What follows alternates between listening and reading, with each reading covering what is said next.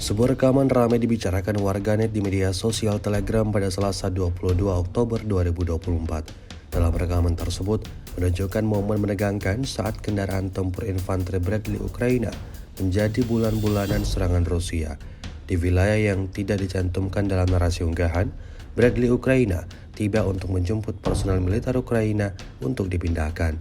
Namun, belum juga menyelesaikan rencananya posisi mereka ditemukan oleh pasukan pengintai Rusia. Tidak tanggung-tanggung militer Rusia meluncurkan serangan mematikannya hingga membuat semuanya jadi kacau. Awak kendaraan Bradley meninggalkan saudara seperjuangannya di medan perang. Hingga video ini beredar, beragam komentar dituliskan warganet.